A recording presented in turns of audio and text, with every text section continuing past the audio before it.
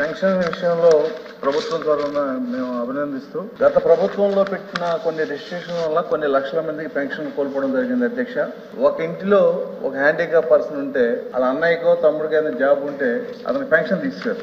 ఇలా చాలా రెస్ట్రిక్షన్స్ పెట్టి కరెంటు యూనిట్లు పెట్టి చాలా మంది పెన్షన్ కోల్పోయారు. మేము ప్రత్యక్షంగా కొన్ని సంఘటనలు చూసాం అధ్యక్ష.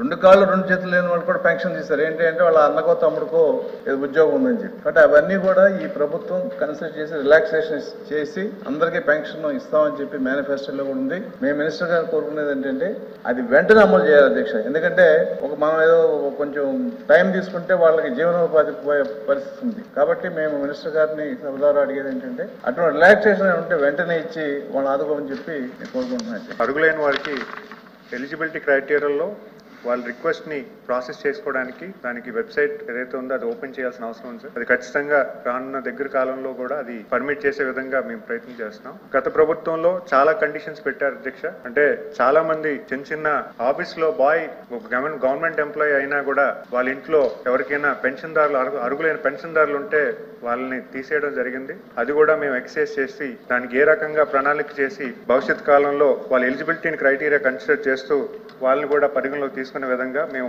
ప్రోత్సాహం చేస్తాం అధ్యక్ష.